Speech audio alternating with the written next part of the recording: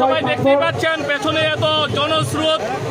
জানেন আপনারা সবাই যে ধর্মনগর বিধানসভার উপনির্বাচন পুদুচেরি প্রদেশ, আসাম রাজ্য এবং সবচাইতে যেটা পশ্চিমবাংলা বিধানসভা নির্বাচনে ভারতীয় জনতা পার্টির বিপুল জয়ের পরিপ্রেক্ষিতে আমরা গোটা দেশের সহিত আমরা বিজেপি খোয়াই মণ্ডল কার্যালয়ের সামনে আজকে আমরা সমবেত হয়েছি।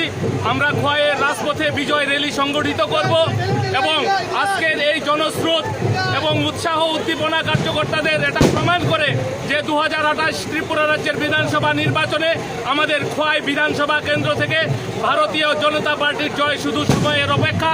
কোনো অপশক্তি 28 সালের বিধানসভা নির্বাচনে ভারতীয় জনতা পার্টির বিজয় রথকে আর কেউ আটকাতে পারবে না। সবাইকে নমস্কার, ধন্যবাদ। ভারত মাতা